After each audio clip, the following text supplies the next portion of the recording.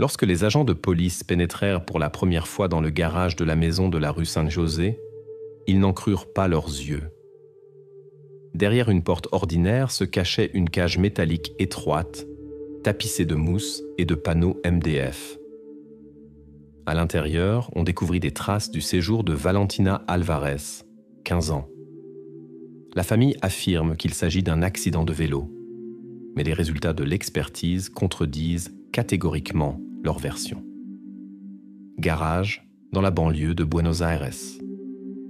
2 février 2025, petit matin. À l'intérieur, les criminalistiques travaillèrent silencieusement, examinant une construction métallique inhabituelle ressemblant à une cage. Elle est petite, 1,60 m sur 2 mètres, tapissée de fines feuilles de mousse et de MDF, manifestement assemblées à la hâte. Dans la partie inférieure de la construction, une fente étroite d'environ 12 cm de long, dont les bords sont couverts de traces de sang séché. Les experts remarquent une couche fraîche de peinture blanche sur la porte du garage. Les soudures cachées témoignent que quelqu'un se dépêchait manifestement d'effacer les traces. Cette cage n'est pas simplement une construction étrange. C'est précisément ici que Valentina Alvarez, 15 ans, a séjourné pendant une longue période. Sa mère, Rocio, et son beau-père, Diego, insistent. Valentina a reçu des blessures mortelles en tombant de vélo. Mais déjà, les premières conclusions des experts médico-légaux mettent cette version en grand doute. L'expertise établit que Valentina ne pesait que 28 kg. Elle souffrait d'une septicémie très grave. Son organisme était pratiquement détruit. De plus, sur ses membres furent découvertes de nombreuses cicatrices, traces d'immobilisation prolongée et systématique. La version des parents s'effondre définitivement. Les enquêteurs commencent la vérification de la maison et trouvent rapidement des indices importants. Dans les documents est découvert un reçu émis par le magasin de matériaux de construction Hierro La Matanza le 6 mars 2022. C'est alors que furent achetés le grillage métallique et les cornières, correspondant parfaitement à la construction de la cage. Cela prouve que la construction n'est pas apparue par hasard et avait été planifiée à l'avance. De plus, lors de l'examen de la blessure de Valentina, les criminalistiques fixent un détail étrange, de la limaille métallique rouillée. Après analyse, il s'avère que le métal trouvé sur Valentina diffère par sa composition de celui dont était faite la cage. Cela signifie une seule chose. Il y a encore un objet métallique inconnu qui était en contact direct avec Valentina, mais qui n'a pas encore été trouvé par l'enquête. Les soupçons se portent immédiatement sur le beau-père de Valentina, Diego Medina. C'est un homme de forte corpulence, qui travaille comme gardien, habitué à contrôler la situation. Son comportement éveille immédiatement de sérieux doutes chez les policiers. Medina parle avec assurance, mais ses paroles sur la vie quotidienne de la famille et les conditions de vie de Valentina semblent apprises par cœur et peu naturelles. Rocio, la mère de Valentina, soulève aussi des questions. La femme ne travaille nulle part, est renfermée, essaie d'éviter la communication avec les voisins. Quand les enquêteurs commencent à poser des questions sur sa fille, Rocio s'énerve et essaie manifestement de cacher les véritables détails de ce qui se passait dans la maison. C'est précisément le beau-père et la mère de Valentina qui sont placés sous surveillance particulière, essayant de comprendre lequel des deux est impliqué à un plus haut degré. Lors de l'examen des témoignages voisins se révèle un fait. Quelques jours avant la découverte de Valentina, un voisin remarqua comment Diego peignait activement quelque chose sur les portes du garage tard dans la nuit, comme s'il se dépêchait de se débarrasser des traces. Initialement, l'enquête travaille sur une version liée au père biologique de Valentina, Miguel Alvarez. Il a divorcé depuis longtemps de Rocio et vit à 600 km de Buenos Aires, dans la ville de Cordoba. Les enquêteurs commencent une vérification dans sa direction, supposant qu'il pourrait être impliqué dans les événements. Mais au bout d'un court laps de temps, cette version disparaît complètement. Les enregistrements des caméras de surveillance et l'absence de billets ou d'autres preuves de ses voyages confirment que Miguel n'a pas quitté Cordoba. Sur la construction métallique du garage, il n'y a pas de trace de son ADN. Les enquêteurs reconnaissent officiellement que le père biologique n'a aucun rapport avec cette affaire. Mais la principale énigme reste la limaille métallique trouvée dans la blessure de Valentina.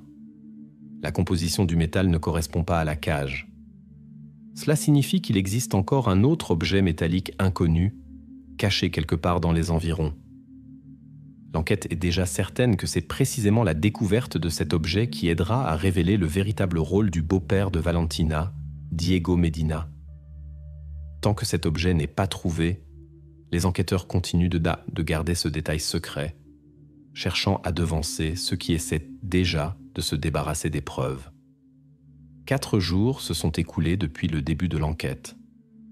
L'objet principal de l'attention de l'enquête reste Diego Medina, le beau-père de Valentina. Maintenant qu'il est devenu connu que la construction métallique n'avait pas été assemblée par hasard, les enquêteurs commencent à étudier tous ses pas et opérations financières. Dans le champ de vision de la police tombe un fait étrange. Diego Medina a acquis les matériaux pour la cage en mars 2022, mais l'a fait secrètement, évitant les virements bancaires via l'employeur. Pourquoi a-t-il agi intentionnellement en secret et essayé d'effacer les traces de l'opération financière? Commence la vérification de ses comptes bancaires. Les enquêteurs obtiennent un relevé papier officiel de la succursale du Banco Nación pour le 6 mars 2022. Le relevé confirme le paiement du métal en espèces au magasin Hierros La Matanza. C'est précisément ce jour-là, selon les informations du point de vente, que Medina acquit le grillage métallique et la cornière, les matériaux à partir desquels fut plus tard fabriquée cette même cage. Le paiement en espèces était une tentative évidente d'éviter toute trace électronique qui pourrait être découverte par l'employeur ou la police par la suite. Les enquêteurs vont plus loin. Ils mènent des entretiens avec les voisins qui auraient pu remarquer quelque chose ces dernières années. Un des voisins, Alejandro Pérez, vivant directement en face de la maison des Alvarez, communique un détail important. Il affirme que le soir du 11 avril 2022, dans le garage, se faisait entendre le bruit caractéristique d'un appareil de soudure. C'était environ 1 mois après l'achat des matériaux. Alejandro porta attention au garage parce qu'il vit des étincelles brillantes perçant à travers la grille de ventilation. Le témoignage du voisin donne à l'enquête encore une preuve importante. Diego assemblait la construction non pas immédiatement après l'achat des matériaux, mais quelques semaines plus tard. Cela signifie que l'apparition de la cage était une action planifiée. Cependant, le plus intéressant est que le voisin affirme. Dans le garage se trouvaient au moins 2 personnes. À travers la grille, il distingua clairement les silhouettes de 2 personnes. Cela soulève immédiatement la question de savoir si Medina a pu fabriquer la construction métallique seul ou s'il avait un complice. Les policiers effectuent à nouveau des mesures et examinent en détail la construction, essayant de comprendre si Diego aurait pu s'en sortir seul avec le travail. Les conclusions des spécialistes sont unanimes. Pour une soudure de qualité de la construction métallique, il était nécessaire d'avoir l'aide d'une 2e personne qui tiendrait les pièces et contrôlerait le processus. Ainsi, la version de la participation unique de Medina perd complètement son fondement. L'enquête s'adresse encore une fois aux voisins pour préciser les détails. Alejandro confirme calmement ses paroles et ajoute un détail important. Il vit 2 silhouettes. L'une appartenait manifestement à Medina, grande et corpulente, et la seconde était plus petite et fragile.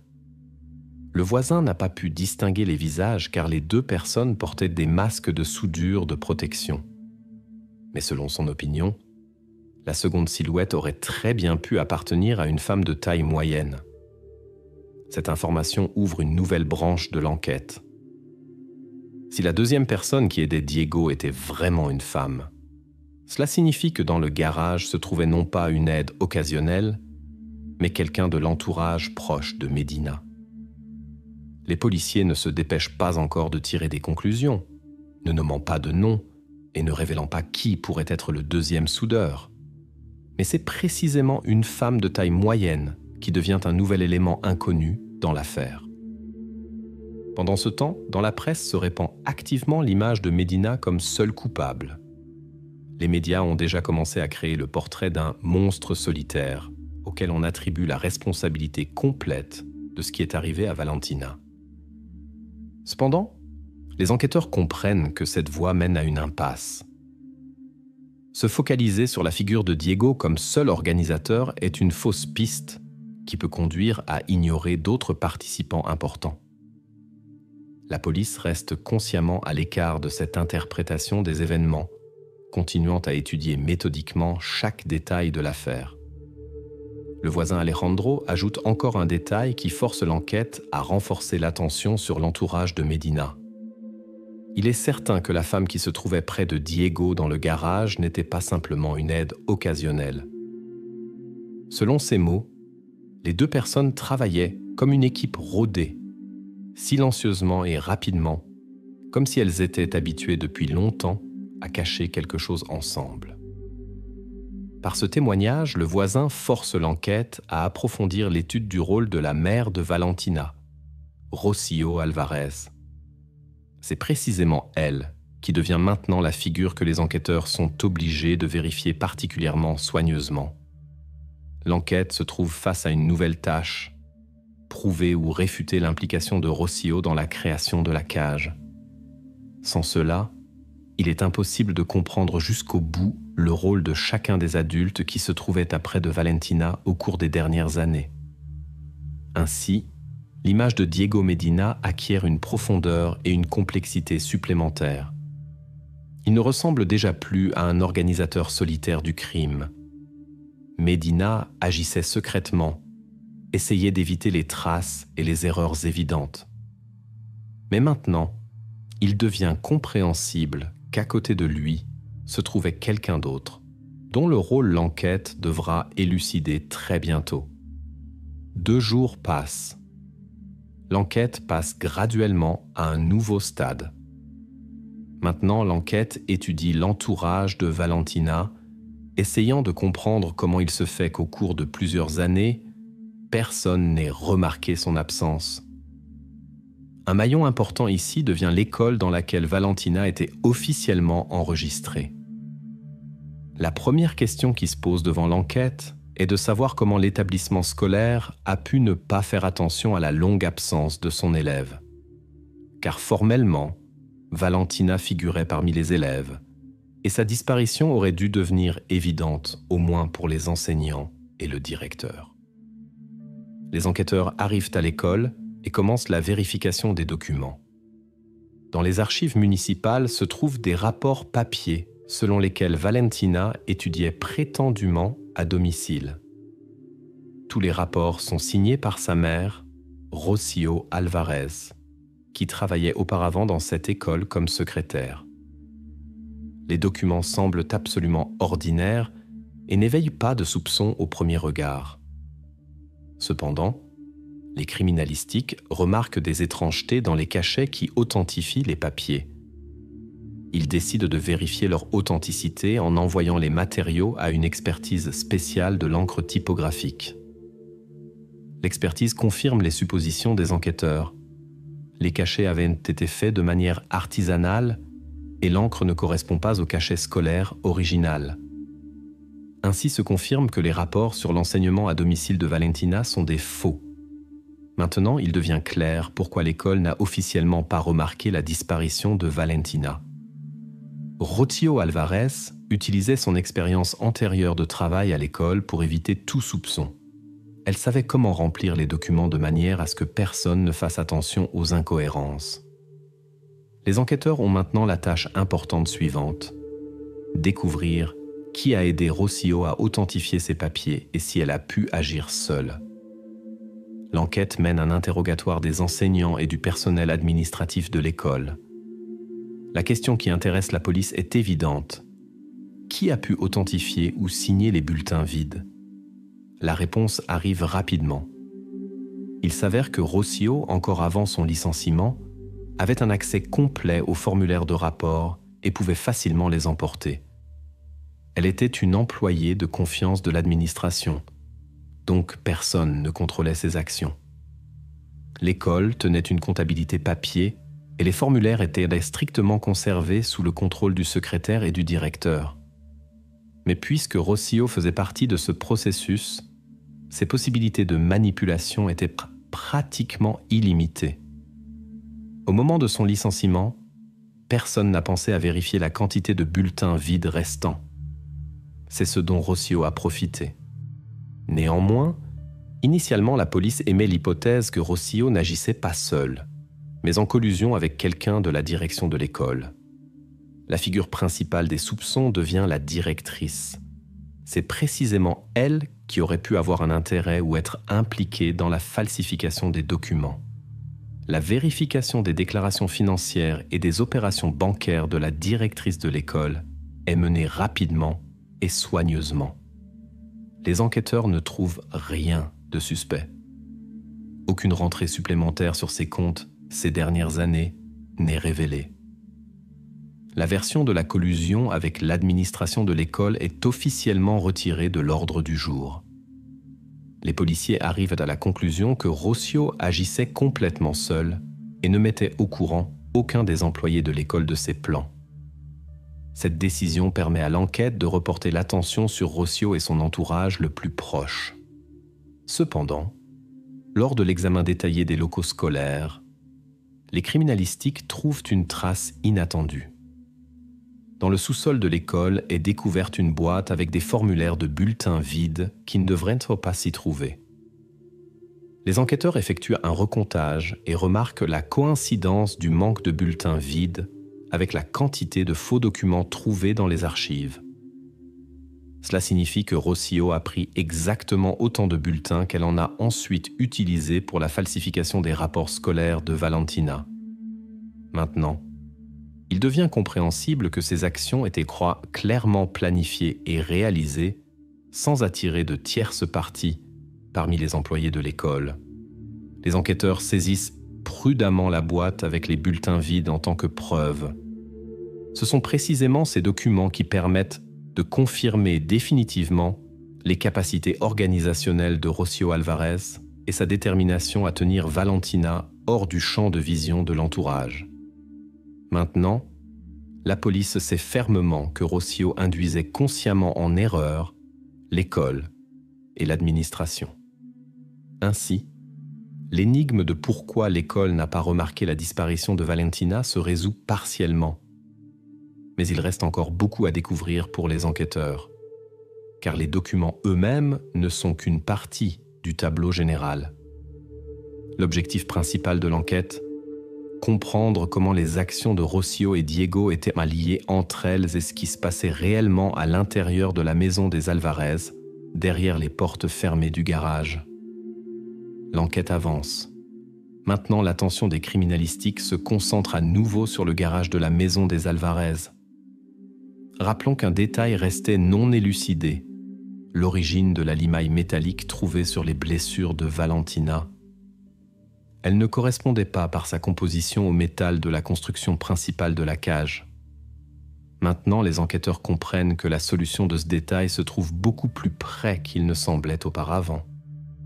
D'où vient donc la limaille métallique trouvée sur Valentina, si sa composition diffère du matériau de la cage elle-même?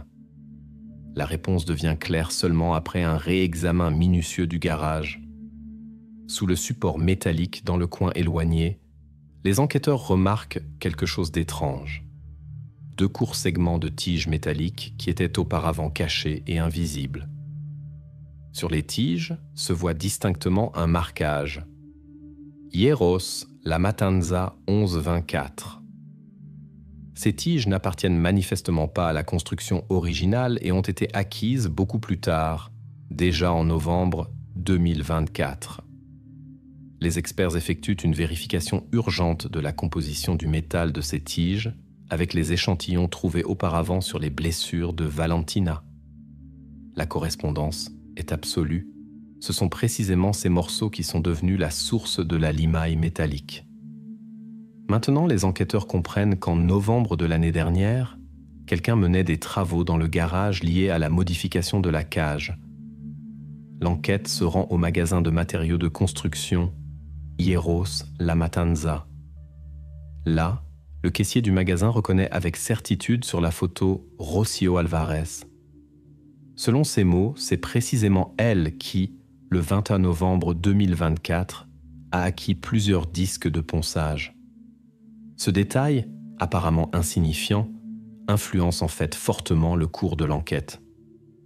Il prouve que c'est précisément Rocío qui s'occupait d'actions actives dans le garage peu avant que ne se produisent les derniers événements. Maintenant, les enquêteurs disposent d'un lien évident entre l'achat des tiges métalliques et le travail ultérieur sur leur traitement. Rocío renforçait manifestement la cage, rendant sa construction plus solide et plus résistante. Mais pourquoi Rocío a-t-elle eu besoin de faire cela 2 ans après que la cage ait été installée?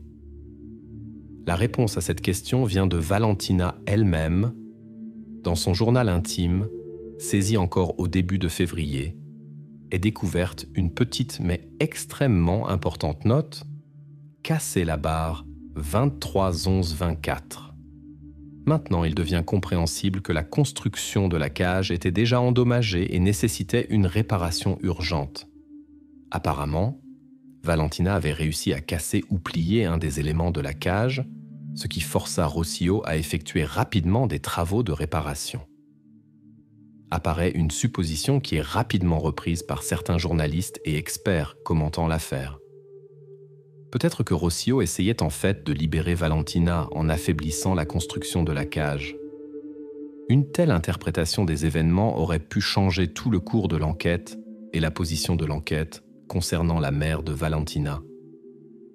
Cependant, après une analyse attentive des faits, les enquêteurs rejettent officiellement cette version. Le dommage était manifestement involontaire. Le journal de Valentina témoigne que la construction avait été endommagée par elle-même accidentellement ou dans un moment de désespoir. Et Rocío, au contraire, essayait urgemment d'éliminer les dysfonctionnements et de renforcer la construction. Ainsi, la version selon laquelle la mère essayait d'aider Valentina est officiellement reconnue comme fausse. Pendant que la police mène un examen supplémentaire du territoire, un enquêteur découvre encore une trouvaille importante. Dans la poubelle en face de la maison de la famille Alvarez se trouve un sac suspect. À l'intérieur du sac, des restes de journal intime, des pages partiellement brûlées et des morceaux de bandage imprégnés de sang séché. Au premier regard, cette trouvaille semble confuse et même sinistre. Les enquêteurs saisissent soigneusement le journal et les bandages, les conservant en tant que preuves matérielles importantes. Le journal brûlé et les bandages mettent instantanément l'enquête face à une nouvelle énigme. Les notes dans le journal sont pratiquement détruites par le feu. Déchiffrer le contenu est pour l'instant impossible. Une expertise criminalistique urgente est ordonnée pour restaurer le texte, bien que les espoirs de succès soient faibles. En ce qui concerne les bandages, les enquêteurs ne se dépêchent pas de tirer des conclusions. L'origine et le rôle de ces bandages manquent d'informations suffisantes pour construire des hypothèses. Autour du garage et de la famille Alvarez elle-même, il y a encore beaucoup de mystères et de non-dits. Avec chaque nouvelle trouvaille, les policiers s'immergent de plus en plus dans les détails de ce qui se passait ici ces derniers mois. Maintenant, une seule chose est évidente. Rocío Alvarez n'était pas simplement un témoin passif. Elle agissait activement, maintenant soigneusement le secret caché dans le garage. Mais ce qui était exactement derrière ces actions, l'enquête doit encore l'établir. Les enquêteurs continuent d'étudier attentivement les papiers personnels trouvés dans la maison de la famille Alvarez. Chaque document était maintenant considéré comme une clé pour comprendre ce qui se passait derrière les portes fermées du garage. Une question importante reste. Qui exactement a proposé d'isoler Valentina dans la cage ? Diego Medina ou Rocio Alvarez ? La réponse à cette question commence à être cherchée dans la correspondance et les notes personnelles de Rocio. Dans les affaires confisquées lors de la perquisition, se trouve une lettre envoyée par Rocio à sa sœur en Espagne en 2019. Dans la lettre, une phrase courte mais claire. « Valen pega, no sé qué hace. Valentina se bat, je ne sais pas quoi faire. » C'est le tout premier témoignage que les problèmes à l'intérieur de la famille existaient depuis longtemps. Mais l'enquête ne comprend pas encore si cette phrase a pu devenir le point de départ pour les actions ultérieures d'isolement. Le document suivant apporte une clarté supplémentaire. Parmi les papiers de la famille se trouve un brouillon de budget familial pour 2022. Les enquêteurs étudient attentivement cette feuille de papier et remarquent une note inhabituelle faite de la main de Rocio. Pension, tutelle. Cher. Maintenant, il devient clair que Rocio envisageait la possibilité d'une tutelle officielle de Valentina de la part d'une institution spécialisée, mais l'aspect financier est devenu un obstacle. Les documents témoignent qu'initialement, elle voulait choisir une autre voie de résolution du problème, mais finalement a renoncé à cette idée précisément pour des raisons économiques. Pendant ce temps, l'enquête continue de chercher des documents qui pourraient établir plus précisément la paternité de l'idée de création de la cage. Et un tel document est rapidement trouvé. C'est encore une lettre envoyée par Rocio à sa sœur en Espagne au début de 2022, déjà peu avant l'achat des matériaux pour la cage. Dans la lettre se trouve une proposition courte et sinistre. Diego diz jaula o policia. Diego dit cage ou police. Cette note devient décisive. Maintenant, les enquêteurs comprennent clairement. L'initiative venait directement de Diego Medina. Rocio se trouva face à un choix, et son choix devint le début des événements terribles dont les conséquences sont maintenant enquêtées. Cependant, l'enquête se pose encore une question importante. Pourquoi la sœur de Rocio, ayant reçu les lettres alarmantes, n'a-t-elle aucunement réagi et ne s'est-elle pas adressée aux forces de l'ordre ? Les policiers vérifient rapidement les données de passeport de la sœur de Rocio. Les marques officielles de sortie et d'entrée témoignent qu'elle n'était pas en Argentine depuis 2019. Par conséquent, vérifier personnellement la situation ou entreprendre des actions sur place, elle ne pouvait pas. Ce fait permet de fermer la version d'une aide possible ou d'une complicité de la part de la sœur. Elle était vraiment informée des problèmes, mais se trouvait physiquement trop loin pour intervenir. L'enquête est obligée de lever les soupçons sur la sœur de Rocio, bien que la presse ait déjà commencé à agiter la version selon laquelle la parente aurait pu informer les autorités et prévenir ce qui est arrivé. Mais cette version n'est pas confirmée et est officiellement reconnue comme fausse. L'enquête se concentre à nouveau exclusivement sur le cercle familial composé de Rocio et Diego Medina. Lors de l'examen supplémentaire du garage, les enquêteurs font encore une découverte importante. Sous un tas de vieilles affaires se trouve un ventilateur industriel. Il est puissant, de vieux modèles, et sur son boîtier est indiqué le volume sonore, 70 décibels. Le ventilateur est branché à un minuteur sur lequel est établi un intervalle de temps de fonctionnement de 10 heures du soir à 6 heures du matin. Les experts comprennent rapidement que sa fonction consistait à créer un bruit fort constant pendant la nuit, quand il était plus facile pour les voisins d'entendre tous les sons provenant du garage. Ainsi, Diego et Rocio purent se protéger additionnellement de l'attention occasionnelle de l'entourage.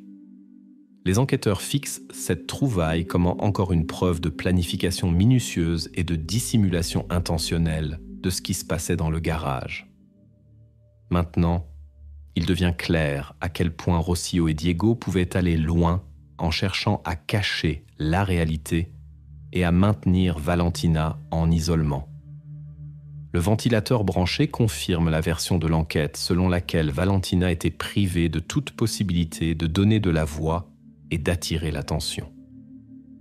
Ainsi, l'enquête établit maintenant avec certitude que c'est précisément Diego Medina qui était l'initiateur de l'idée d'isolement, et Rocio l'a soutenu, choisissant cette voie au lieu d'un recours officiel à l'aide. Les lettres et documents trouvés confirment la conscience des actions des deux adultes et leur responsabilité commune pour ce qui est arrivé. Tout cela ne fait que renforcer l'importance des recherches ultérieures du journal de Valentina et de ces bandages énigmatiques trouvés récemment. L'enquête est certaine que dans ces détails se cachent les réponses aux dernières questions restantes. L'enquête approche de sa phase finale. Les employés du laboratoire finissent l'analyse du contenu du sac trouvé dans la poubelle en face de la maison de la famille Alvarez. Ce sac, partiellement brûlé, est déjà devenu un maillon important dans la chaîne de preuves. Les experts extraient soigneusement tout ce qui reste après le feu. Une question importante à laquelle cherchent une réponse les enquêteurs: qu'est-ce que cachaient exactement les suspects quand ils se débarrassaient du contenu de ce sac? Les analyses commencent à donner des résultats. La première information arrive concernant les bandages. La chimie judiciaire établit qu'ils étaient imprégnés non seulement de sang, mais aussi de sécrétions purulentes. La comparaison des groupes sanguins donne une correspondance univoque. Cela appartient à Valentina. Cette découverte devient un tournant. Maintenant, il est clair pour l'enquête que Valentina ne se trouvait pas simplement dans l'étroitesse et l'isolement, mais avait reçu des dommages sérieux qui restaient sans aide médicale pendant une longue période. La preuve suivante trouvée par les criminalistiques aide à restaurer le tableau des événements encore plus en détail. Dans le garage, dans la cage, les enquêteurs examinent à nouveau attentivement chaque détail et portent attention au matelas. Sur lui, se remarque une petite entaille d'une longueur d'environ 4 cm. La comparaison de cette entaille avec les barres de cage trouvées auparavant confirme. Ce dommage correspond précisément à cette barre que Valentina avait endommagée en novembre 2024. Maintenant, l'enquête lie définitivement le dommage de la cage avec la blessure reçue par Valentina à cette période. Les experts ne doutent pas. C'est précisément par ce bord métallique tranchant que s'est produite la blessure profonde dont les traces sont restées sur les bandages du sac. Se pose encore une question de principe. Peut-on dater précisément le sang sur les bandages? Les technologies modernes de médecine légale permettent avec une haute précision de déterminer l'ancienneté des taches de sang par le niveau de dégradation de l'hémoglobine. Les experts mènent rapidement les tests et confirment: le sang sur les bandages est apparu approximativement en novembre 2024 avec une erreur admissible d'environ 10 jours. Cette date correspond complètement à la période d'endommagement de la cage décrite dans le journal de Valentina. Sur fond de ces faits, apparaît à nouveau la version avancée par une partie des journalistes et même de certains enquêteurs, selon laquelle Valentina aurait pu elle-même s'isoler volontairement par honte ou par peur. Mais cette version aussi est rapidement dissipée par les preuves trouvées. La note conservée dans le journal de Valentina ne laisse aucun doute. Maman a fermé. J'ai la nausée. Cette phrase simple exclut l'isolement volontaire, confirmant seulement que Valentina est devenue l'otage des actions de sa propre mère. Maintenant, l'enquête peut officiellement reconnaître cette fausse piste comme fermée et complètement exclue de l'investigation. Cependant, le garage offre encore une fois à l'enquête une nouvelle surprise inattendue et alarmante. Au fond du local, sous l'étagère, les enquêteurs trouvent un récipient plastique avec des restes de nourriture, du riz et du pain complètement couvert de moisissures. À l'intérieur se trouve un ticket de caisse du magasin d'alimentation Almacén Ruta, daté du 1er février 2025. Les produits ont manifestement été achetés un jour avant que ne se produisent les derniers événements tragiques. Les criminalistiques saisissent soigneusement le récipient en tant que preuve supplémentaire, ne se dépêchant pas encore de tirer des conclusions. Cette trouvaille reste en réserve, mais devient un élément important des futures actions des enquêteurs. Ils sentent déjà que c'est précisément dans ce détail que peut être cachée la réponse à comment Rocio et Diego planifiaient, justifiaient leurs actions devant la police. 4 jours passant encore, et l'enquête se déplace vers la nuit où furent appelés les médecins. Les enquêteurs demandent les archives des appels téléphoniques du service d'urgence 107. L'enregistrement audio de l'appel est complètement conservé et devient une preuve importante. Qu'est-ce qui s'est passé exactement dans la nuit du 2 février 2025 ? Et pourquoi les parents n'ont-ils pas appelé l'aide plus tôt ?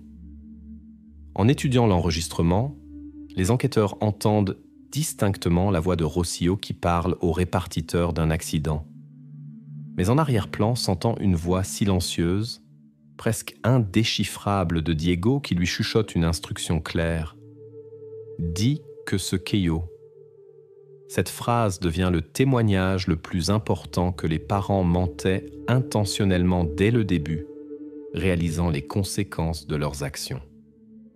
Du journal du répartiteur ressort un détail supplémentaire important. L'appel a été fait non pas d'un mobile, mais d'un téléphone fixe domestique. Cela confirme que Rocio et Diego se trouvaient à la maison au moment de l'appel à l'aide, réfutant complètement toute version selon laquelle l'un d'eux était ailleurs. Les experts de médecine légale effectuent encore une vérification importante. L'évaluation de la température des restes de Valentina montre qu'au moment de l'arrivée de l'ambulance, elle n'était déjà plus vivante depuis au moins 40 minutes. Cela signifie que l'appel a été fait consciemment après la mort et non dans une tentative de la prévenir.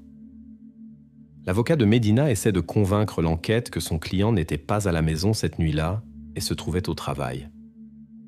Mais le journal du poste de garde de l'entreprise de sécurité privée où travaillait Diego montre le contraire. C'est précisément ce jour-là que Medina a officiellement pris un congé et n'est pas venu au travail. Ce mensonge est officiellement clos. Dans la chambre de Diego, dans la corbeille à papier, les policiers trouvent un brouillon de lettre de démission daté du 1er février 2025. Maintenant, il devient clair que Diego planifiait à l'avance de disparaître, comprenant l'inévitabilité de la révélation. Toutes les preuves mènent à un final inévitable. L'enquête se prépare à présenter le tableau complet du crime, le motif et les circonstances de ce qui s'est passé derrière les portes de la maison de la famille Alvarez. L'enquête approche de sa conclusion logique. On sait déjà qui était derrière la décision d'isoler Valentina, qui cachait la réalité et qui détruisait méthodiquement les preuves. Maintenant se pose devant l'enquête la dernière et plus importante question. Y avait-il une chance de sauver Valentina si les parents s'étaient adressés à temps pour de l'aide ? Les enquêteurs commencent à étudier les dossiers médicaux de Valentina ces dernières années. Une attention particulière ils portent à la période de 2024. C'est alors qu'est survenue la blessure grave dont les conséquences ont mené à la tragédie. Dans la carte médicale ambulatoire pour toute l'année 2024 ne se trouve aucune note sur des visites chez les médecins. Les parents ne se sont jamais adressés pour de l'aide médicale. Cela devient la première trouvaille alarmante, pointant directement vers la négligence et le mépris conscient de la santé de Valentina. De plus, l'expert toxicologue, effectuant une analyse supplémentaire, constate « Dans l'organisme de Valentina ne furent pas trouvées de traces d'antibiotiques ou d'autres médicaments qui auraient pu arrêter la propagation de l'infection. » Cela signifie une seule chose. la blessure qui a mené à une grave infection a été complètement ignorée par les parents. Les médecins auraient donc pu facilement faire face à une telle infection si l'aide avait été apportée à temps. Cependant, les parents ont décidé autrement. Dans le journal de Valentina, les enquêteurs trouvent encore une note qui confirme que Valentina elle-même et les parents étaient complètement au courant de la gravité de son état.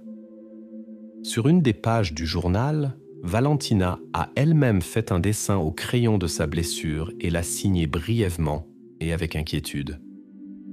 UL Feo. Ça sent mauvais.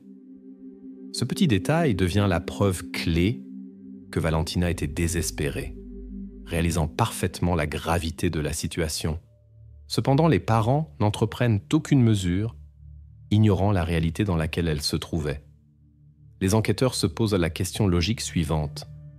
Est-ce que les parents ne comprenaient vraiment pas à quel point tout était sérieux? La réponse se trouve rapidement et clairement. L'expertise du journal, les témoignages des témoins et l'expertise médicale confirment univoquement que Diego et Rocio étaient complètement au courant de l'état de Valentina. Ils voyaient la détérioration de l'état, savaient pour la blessure et l'odeur pointant clairement vers l'infection. Cependant, ont consciemment décidé de ne pas appeler les médecins. Leur comportement parle d'un contrôle complet de la situation dans laquelle ils refusaient consciemment à leur fille l'aide médicale. Le défenseur de Rocio essaie de présenter une autre version des événements, déclarant que prétendument Rocio voulait appeler un médecin, mais Diego Medina lui interdisait de le faire. Cependant, cette version aussi est rapidement réfutée. Les enquêteurs interrogent Coto les voisins à nouveau. Un des voisins habitant près de la maison des Alvarez communique des détails importants. Il entendait clairement les conversations des deux parents dans le garage où ils se disputaient, et la voix de Rocio prononçait aussi la phrase « n'appelle pas ». Ainsi, la défense essayant de reporter toute la responsabilité sur Diego Medina échoue. Cette version est officiellement fermée puisque les témoignages des témoins pointent clairement vers la complicité de Rocio dans la dissimulation de ce qui se passait. Au dernier stade de l'enquête, des psychologues judiciaires travaillent avec les deux suspects. Une attention particulière attire le comportement de Rocio Alvarez pendant les interrogatoires. Le psychologue fixe un détail troublant. Chaque fois que la conversation aborde l'isolement prolongé de Valentina et, en particulier, le silence dans la maison, sur le visage de Rocio apparaît un sourire à peine perceptible mais distinct. Cela provoque perplexité et inquiétude chez les spécialistes. Le comportement de Rocio devient un autre élément pointant vers le fait que l'isolement de Valentina n'était pas simplement une décision prise dans le désespoir, mais correspondait probablement à certains désirs internes de Rocio elle-même. Les conclusions psychologiques de l'expert judiciaire sont maintenant officiellement jointes au dossier et deviendront un des points importants de l'accusation. Le comportement des deux parents, fixé par l'enquête, pointe vers des actions intentionnelles et systématiques qui ont rendu la tragédie inévitable. Les parents avaient pas de multiples possibilités de prévenir le développement des événements, cependant n'en ont jamais profité. Au contraire, cachaient activement la situation des regards extérieurs. À ce moment, l'enquête dispose de toutes les preuves nécessaires pour présenter devant le tribunal le tableau complet. Diego Medina et Rocio Alvarez sont officiellement reconnus responsables de ce qui est arrivé, et maintenant ils devront répondre de leurs actions déjà dans l'ordre judiciaire. La question de pourquoi des adultes ont pris précisément de telles décisions deviendra centrale lors des audiences judiciaires qui démarreront très bientôt. La salle d'audience est complètement remplie. Tous les regards sont dirigés vers les juges qui se préparent à lire le verdict. Après 7 longs mois de travail minutieux, d'interrogatoire, d'expertise et d'innombrables heures d'étude des documents et des preuves, l'enquête est terminée. Aujourd'hui, résonnera le verdict final sur une des affaires les plus retentissantes de ces derniers temps, l'affaire de la famille Alvarez. Le juge énumère calmement et clairement les faits. Il est établi que l'idée d'isolement de Valentina dans la construction métallique n'était ni spontanée ni individuelle. Elle est née à la suite de discussions, et sa réalisation est devenue la décision commune de Rocio Alvarez et Diego Medina. Les preuves en sont les lettres, les enregistrements financiers et les témoignages des témoins. Le moment critique de l'affaire fut novembre 2024. Valentina, dans une tentative de sortir, casse la barre métallique de la cage et reçoit une blessure profonde à la cuisse. Rocio réagit immédiatement aux dommages de la construction. Le 23 novembre 2024, elle achète des disques de ponçage et renforce additionnellement les barres métalliques, ne se souciant pas du traitement de sa propre fille. L'expertise du sang sur les bandages et le matelas confirma, la blessure s'avéra grave et son ignorance par les parents mena à l'issue fatale. Diego Medina interdisait d'appeler les médecins, craignant que cela n'attire l'attention de la police et ne lui coûte son emploi et sa réputation personnelle. Les parents savaient la gravité de l'état de Valentina, mais ont consciemment décidé de ne pas intervenir, essayant de cacher le problème par eux-mêmes. Finalement, dans la nuit du 2 février 2025 arriva ce qu'ils craignaient tant. Valentina mourut. Les parents n'essayèrent pas de la sauver même dans les dernières minutes. Au contraire, ils décidèrent d'attendre, cacher les traces, et seulement environ 40 minutes après la mort, firent appel au service d'urgence, prétendant qu'un accident s'était produit. Au cours du procès judiciaire furent présentées toutes les preuves nécessaires, les tickets pour les matériaux de construction et les disques, les témoignages des témoins sur la soudure et les travaux nocturnes, les résultats de l'analyse du sang et des bandages, le journal de Valentina et le ventilateur fonctionnant la nuit pour masquer les sons. La chaîne de faits se construisit clairement et sans interruption, sans aucun doute sur sa véracité. Fut aussi présenté le brouillon de la lettre de démission de Diego Medina trouvée dans la corbeille à papier de la maison, avec la date du 1er février 2025. Cela confirma que Medina avait un plan de quitter Buenos Aires et déménager à Cordoba, essayant ainsi de se cacher et recommencer sa vie. Arrive le moment de l'annonce du verdict. Le juge, d'une voix ferme, lit la décision du tribunal. Rocio Alvarez est condamné à 27 ans de privation de liberté. Diego Medina à 24 ans. En entendant le verdict, Rocio se lève inopinément et crie émotionnellement « Injusticia !» Medina se tait en même temps, baissant la tête et ne levant pas les yeux. Silence lourd dans la salle du tribunal. Le verdict est annoncé définitivement. Les portes de l'ascenseur du tribunal se ferment lentement, laissant derrière le bruit et les cris des reporters. Dans le silence du cabinet, l'enquêteur plie soigneusement les papiers de l'affaire et fait la dernière note. L'intention de meurtre n'est pas prouvée de manière univoque. Et dans cela, reste le dernier fil ténu d'incertitude que l'enquête n'a pas réussi à fermer complètement.